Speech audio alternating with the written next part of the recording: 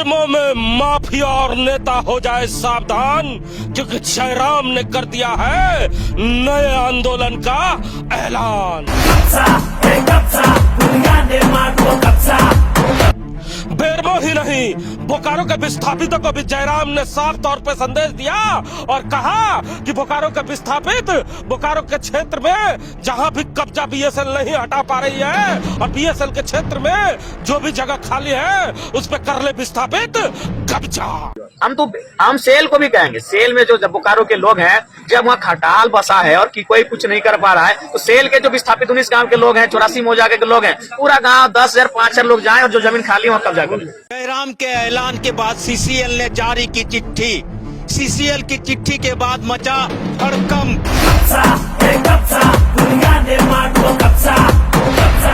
CCL के द्वारा चिट्ठी निकाले जाने के बाद नेता और माफियाओं में सीसीएल के बुलडोजर का इंतजार हो रहा है, तो वहीं सीसीएल अधिकारियों को जयराम महतो के अगले कदम का भय भी सता रहा है।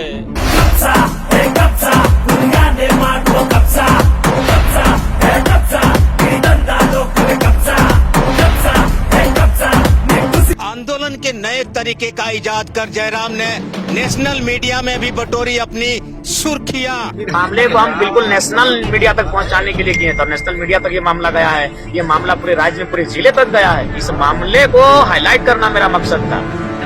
कभी कभी कुछ जीतने के लिए कुछ हारना पड़ता है, और हार कर जीतने वाले को बाजीगर कहते हैं। बाजीगर कहते हैं। हार के जीतने वाले को बाजीगर कहते हैं। जी हाँ, सही सुना आपने। इस मशहूर डायलॉग को आपने जरूर कहीं सुना होगा, क्योंकि कल बेरमो विधानसभा के इतिहास में जयराम महतो जरूर अपनी बाजी हार गए, लेकिन हारने के बाद भी वो जीत का एहसास उनके चेहरे पे दिख रहा था, क्योंकि बेरमो के इतिहास में जो जिला प्रशासन, जो सीसीएल के कर्मचारी, जो वहाँ के नेता, वहाँ के बड़े बड़े समाज सेवी न कर पाए, कल जयराम महतो ने वो कर दिखा दिया है। क्योंकि नए साल में सीसीएल के लिए एक खुशी भरा पल आने वाला है। हम आज उसी मुद्दे पे बात करेंगे। हमारे साथ बात करने के लिए राम नारायण शर्मा है। जी शर्मा जी, दर्शकों को हमारे दर्शकों को पहले बताए कि हार के जीतने वाले को बाजीगर कहते हैं, जो डायलॉग मैं सुना रहा हूँ। आखिर जयराम महतो ये बाजी हार कर कैसे जीत गए?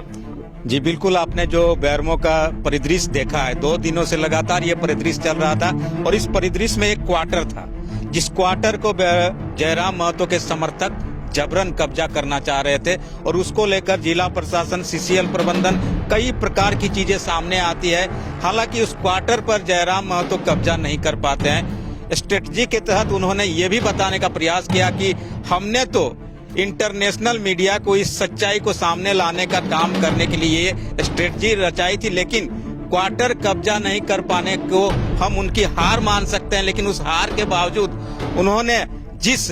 सच्चाई को सामने लाने के लिए ये सारा कुछ प्लान तैयार किया था, उस प्लान में वे जीत गए, और इसीलिए हम लोग कह रहे हैं कि जयराम महतो बेरमो में हार कर भी इस प्लान के तहत जीतने का काम उन्होंने किया है। बेरमो में तो कई माफिया, कई राजनीतिक पार्टी के लोग अभी खुशियां मना रहे होंगे, नए साल का जश्न मनाने की तैयारी कर रहे होंगे, लेकिन जयराम महतो ने लगता है उनके मंसूबे पे पानी फेर दिया है इस बार। जी बिल्कुल, कुछ ऐसा ही नजर आ रहा है कि उन लोगों को ये लगा नहीं होगा कि इस तरह का कोई प्लान या प्रोग्राम बेरमो की धरती में आने वाला है। लेकिन जयराम महतो ने जो करके दिखाया, और सीसीएल वर्षों से चाहता था कि इस तरह का कोई मुद्दा बहुत हाई प्रोफाइल मुद्दा बने कि उनके जो 5,000 से ज्यादा क्वार्टर अवैध कब्जे में है, उन क्वार्टरों को किस तरह खाली किया जाए। वे लगातार नोटिस जारी करते थे, लेकिन क्वार्टर खाली नहीं होते थे हिमांशु जी। लेकिन अब कल के बाद जो हाई प्रोफाइल मामला ये बना, उसके बाद सीसीएल के कर्मचारियों के लिए तो बड़ी राहत की बात होगी कि चलिए, हमारे मुद्दे को किसी जनप्रतिनिधि नहीं, जनप्रतिनिधियों के खिलाफ कहिए या जो कब्जा करने वाले लोग हैं उनके खिलाफ आगे कर दिया है। तो अब वैसे लोगों के लिए बड़ी सहमने वाली बात होगी, डरने वाली बात होगी, जिन्होंने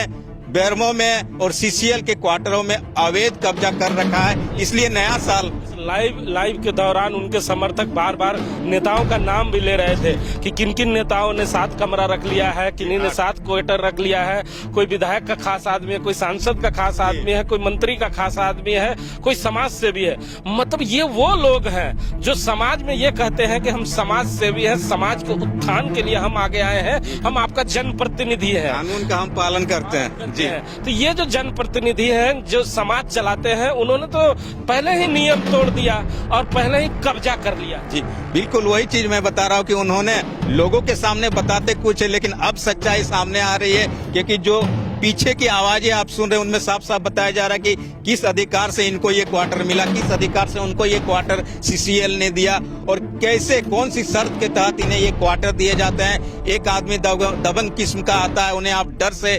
एक एक नहीं 7-7 8-8 क्वार्टर अलॉट कर देते हैं। तो ये जो सच्चाई है अब उन्होंने जो है सामने रखा और अब लोगों को लगने लगा कि जो उनके जनप्रतिनिधि है, समाज सेवी है, राजनीतिक संगठन है और समाज सेवा करते हैं या यूनियन के नाम पर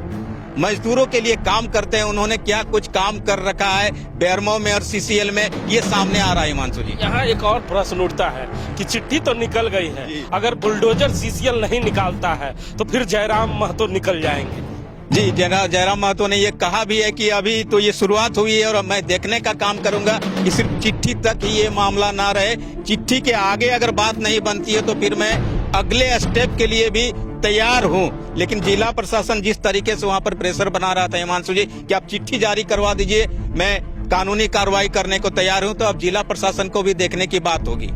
आप भी लंबे समय से पत्रकारिता कर रहे हैं शर्मा जी, आपको ये जो नया तरीका था आंदोलन का कैसा लगा कि एक विधायक, एक माननीय विधायक ही खुद कब्जे करने जाता है, उसके बाद मीडिया कवर करती है, कोई नेगेटिव कोई पॉजिटिव तरीके से चलाती है, लेकिन इस खबर को पूरे राज्य में फैलाया जाता है और जहां पर थू-थू होती है कि बताइए जो माननीय विधायक हुआ करते हैं वो कब्जा करके बैठे हुए हैं, जो पूर्व विधायक हैं वो कब्जा करके बैठे हुए हैं, पूर्व मंत्री कब्जा करके बैठे हुए हैं। तो ये कब्जाधारी लोग कोई और नहीं, ये माननीय जो झारखंड के लोग हैं, जिसके जयराम महतो ने उजागर कर दिया है कि ये जो समाज में जाके कहते हैं कि हम समाज सेवी हैं, आपका जनप्रतिनिधि है, ये जनप्रतिनिधि कम कब्जेधारी ज्यादा लग रहे हैं। नहीं, उन्होंने साफ साफ कहने का काम भी किया कि मैं इसी को सामने लाने के लिए सारा कुछ प्लान रचा था, क्योंकि लगातार लोग बताते हैं कि हम ये हैं, हम ये ऐसे हैं, हम लोगों की सेवा के लिए मैदान में उतरे, मजदूरों की सेवा के लिए उतरे जो यूनियन के लोग कहते हैं, और गरीबों की सेवा के लिए उतरे। तो गरीबों की सेवा करने वाले लोग क्या कर रहे हैं सीसीएल के क्षेत्र में,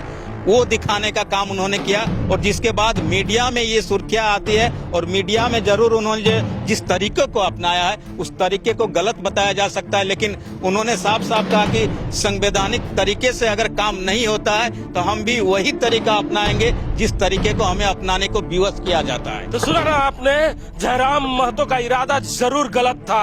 भाषा जरूर गलत था, लेकिन झारखंड की मीडिया जिस तरह से उसे कवरेज कर रही थी, उन मीडिया के लोगों को एक बार बेरमो, बोकारो और धनबाद में आकर देखना चाहिए कि किस तरह यहाँ पर राजनीतिक पार्टियों ने, यूनियन के नेताओं ने, जो मजदूरों के हितैषी बनते हैं, उन नेताओं ने किस तरह कब्जा कर रखा है, उनके लोगों ने किस तरह कब्जा कर रखा है। जो दिन रात मजदूर प्लांट में काम करता है, सीसीएल में काम करता है, बीसीसीएल में काम करता है, जब उसे क्वार्टर नहीं मिलता है तब सीसीएल हरकत में जरूर आती है, बीएसएल हरकत में जरूर आती है, लेकिन इन कब्जाधारियों के नाम सुनने के बाद उनका बुलडोजर और वो पीछे चले जाते हैं। इसलिए हम झारखंड के मीडिया से भी कहना चाहेंगे कि एक बार बोकारो, धनबाद और बेरमो की तस्वीरें दिखाए और आकर इसका सर्वे करे, तब आपको मालूम चलेगा कि ये वही कब्जेधारी लोग हैं जो झारखंड विधानसभा में जाकर आपको बड़ी बड़ी बातें कहा करते हैं, आपको रांची में पहुंचकर आपके ही मीडिया हाउस में प्रेस कॉन्फ्रेंस कर आपको बताने का प्रयास करते हैं कि हम बड़े समाज सेवी हैं, हम बड़े नेता हैं, लेकिन जब जमीन पर पहुंचते हैं तो ये सबसे बड़े कब्जाधारी लोग हैं जिसे जयराम महतो ने कल बेनकाब कर दिया है। अब सबको इंतजार है कि सीसीएल का बुलडोजर कब निकलेगा। अगर सीसीएल का बुलडोजर नहीं निकलेगा तो जयराम महतो का अगला स्टेप क्या होगा, जिसका इंतजार अब पूरा बेरमो के साथ साथ झारखंड कर रहा है।